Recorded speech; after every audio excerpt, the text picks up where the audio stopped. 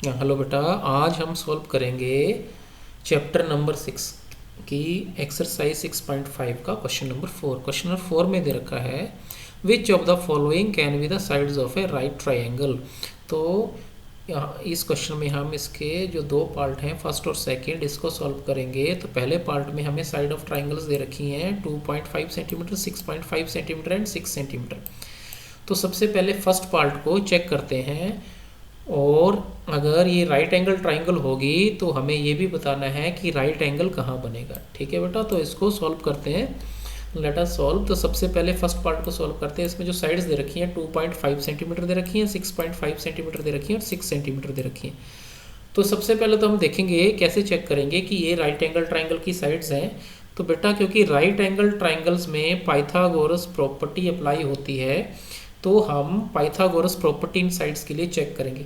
अगर इन साइड्स के लिए पाइथागोरस प्रॉपर्टी जो है वो अप्लाई हो जाती है, लग जाती है पाइथागोरस प्रॉपर्टी इन साइड्स को लेके, तो अगर ट्रू हो जाती है तो हम बोलेंगे कि ये राइट एंगल ट्राइंगल की साइड्स है। अगर पाइथागोरस प्रॉपर्टी ट्रू नहीं होती है, मतलब अप्लाई नहीं हो पाती है यहाँ पे, तो हम बोलेंगे कि राइट एंगल ट्राइंगल की साइड्स नहीं है।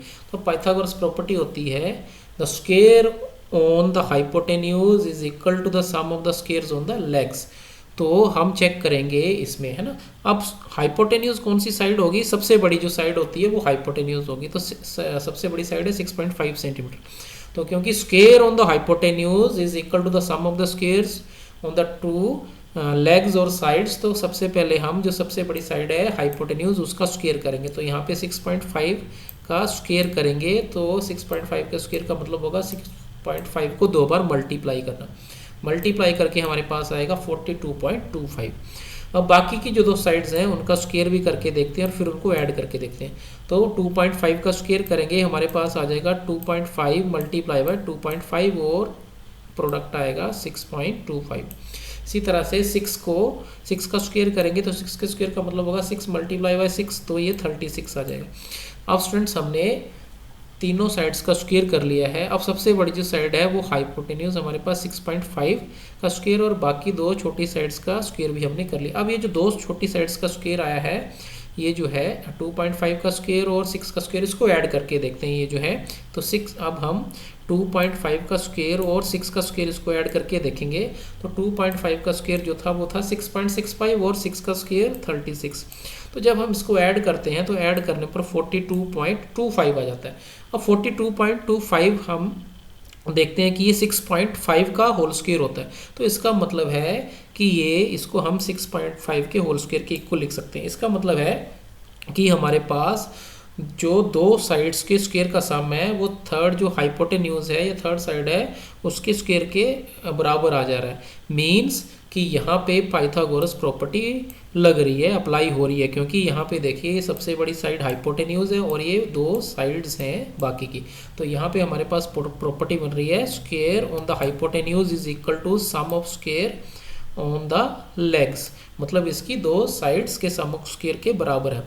तो क्योंकि यहाँ पे पाइथागोरस प्रॉपर्टी होल्ड हो रही है, होल्ड कर रही है, अप्लाई हो रही है, तो इसका मतलब है कि ये राइट एंगल ट्राइंगल। अब हम चेक करते हैं कि यहाँ पे हमारे पास राइट एंगल जो है वो कहाँ बनेगा। ठीक है, तो इसके लिए सबसे पहले ये जो ट्राइंगल है इसकी नेमिंग करते हैं। ठीक है, तो इसको हम मान लेते हैं कि ये जो ट्राइंगल है ये हमारे पास ट्राइंगल ABC थी। अब इसकी नेमिंग करते हैं हम, ये जो ट्राइंगल है इसकी अब नेमिंग करते हैं। तो इस ट्राइंगल को हम ट्राइंगल ABC कंसीडर कर लेंगे।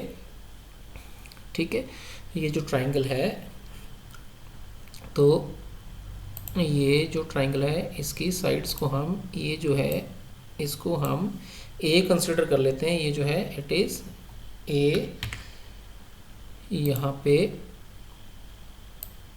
ये हम B ले लेते हैं, और ये जो पॉइंट है, ये जो इसका वर्टेक्स है, इसको हम C मान लेते हैं।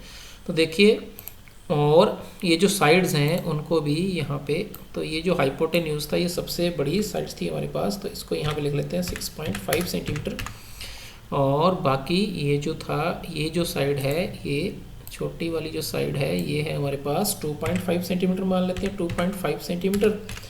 और ये जो बेस है इसका या ये वाली जो साइड है ये हम मान लेते हैं ये है 6 सेंटीमीटर। तो इस तरह से हमने ये जो इसकी साइड्स की मेज़र लिख ली और साइड्स की इनकी नेमिंग भी कर दी। तो हमारे पास अब ये राइट एंगल ट्राइंगल है ABC। अब इस राइट एंगल ट्राइंगल में हमने देखना राइट एंगल कहाँ बना।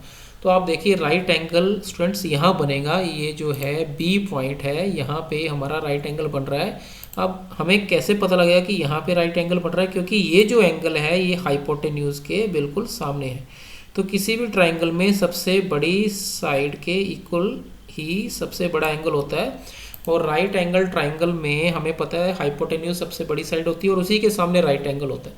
तो राइट एंगल जो बनेगा वो पॉइंट B पे बनेगा। Therefore here